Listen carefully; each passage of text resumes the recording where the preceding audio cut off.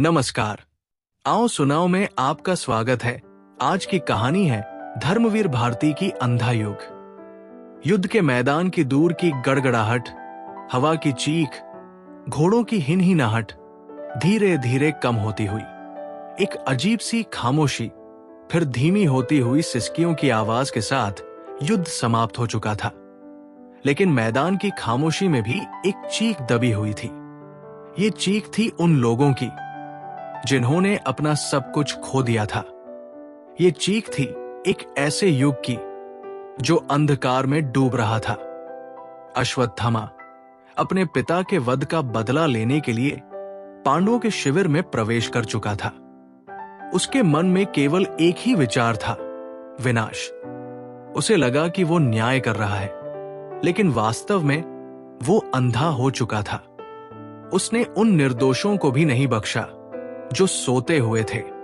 उसने सोचा, ये सब पांडवों के समर्थक हैं, इन्हें जीवित रहने का कोई अधिकार नहीं है।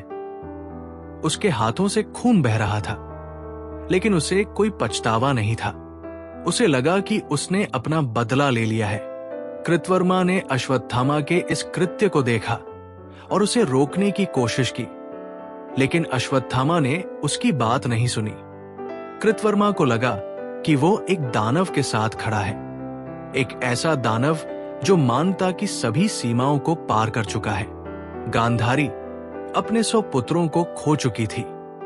उसका हृदय शोक से भरा हुआ था। उसकी आंखों से आंसू बह रहे थे, लेकिन वो देख नहीं पा रही थी। उसे लगा कि कृष्ण ने उसके साथ अन्याय किया है। कृष्ण शांत और गंभीर थे। वो जानते थे कि ये युद्ध विनाशकारी था, लेकिन ये धर्म के लिए आवश्यक था। उन्हें पता था कि इस युद्ध के बाद एक अंधा युग आएगा, जहां लोग अपने विवेक को खो देंगे। गांधारी ने कृष्ण को शाप दिया। उसने कहा कि कृष्ण की नगरी भी इसी तरह नष्ट हो जाएगी। कृष्ण ने गांधारी के शाप को स्वीकार किया। उन्हें पता था कि ये अंधा युग सभी को प्रभावित करेगा। व्यास, जो युद्ध के साक्षी थे, उन्होंने इस विनाश को देखा। उन्हें लगा कि मनुष्य ने अपना विवेक खो दिया है। उन्हें लगा कि ये युग अंधा है, जहां लोग अपने कर्मों के परिणाम नहीं देख पा रहे हैं। उन्होंने सोचा, ये कैसा युग है जहां सत्य और असत्य के बीच का अंतर मिट गया है? क्या मनुष्य इतना स्वार्थी हो गया है कि वो अपने ही विनाश का कारण बन रहा है? कृष्ण ने कहा कि ये अंधा युग है, जहां लोग अपने स्वार्थ के लिए कुछ भी करेंगे।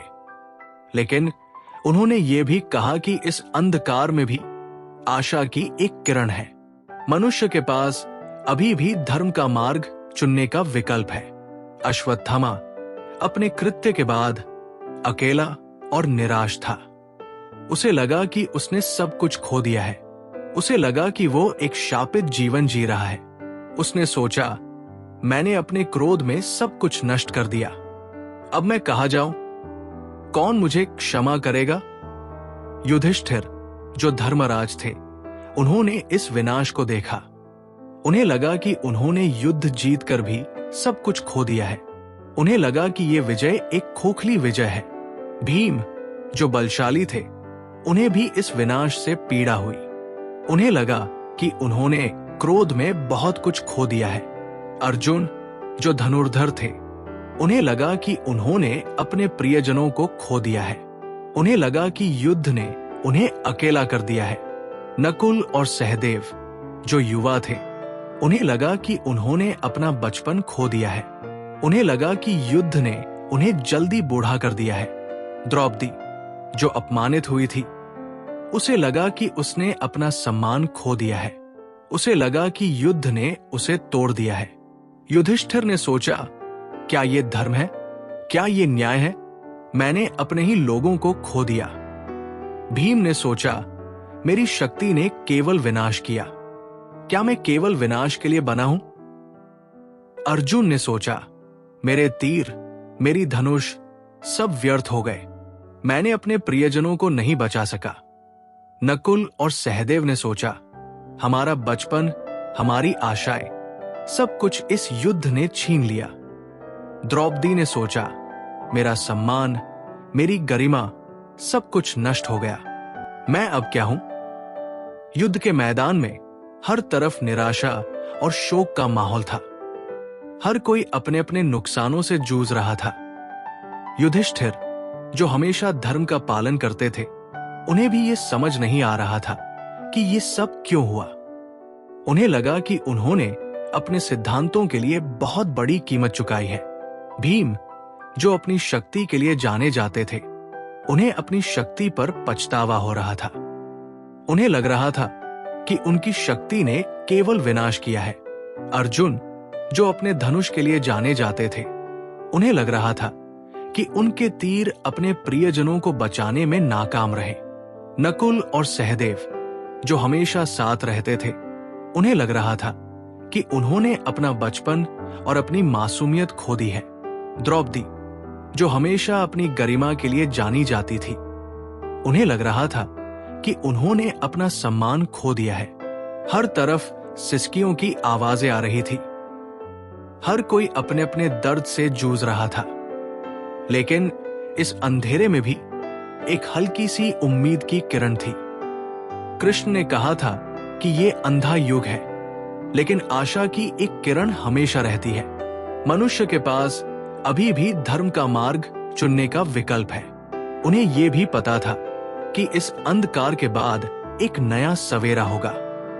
उस सवेरे में मनुष्य अपने कर्मों को समझेगा और सही मार्ग चुनेगा। उस सवेरे में धर्म फिर से स्थापित होगा। युद्ध के मैदान में धीरे धीरे शांति छा रही थी, लेकिन यह शांति एक अजीब सी शांति थी। एक ऐसी शांति जिसमें दर्द और निराशा छिपी हुई थी। हर कोई अपने अपने घावों को भरने की कोशिश कर रहा था, लेकिन यह आसान नहीं था। युद्ध ने हर किसी को बदल दिया था, हर किसी के जीवन को प्रभावित किया था। हर कोई जानता था कि यह अंधा युग अभी समाप्त नहीं हुआ है, लेकिन उन्हें यह भी पता था कि उन्हें आशा नहीं छोड़नी चाहिए।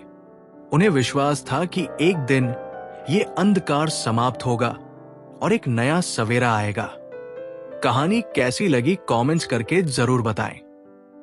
और अगर आपको कहानी पसंद आई तो विस्तारित रूप से जानने के लिए आप धर्मवीर भारती की लिखी अंधा युग जरूर पढ़ें।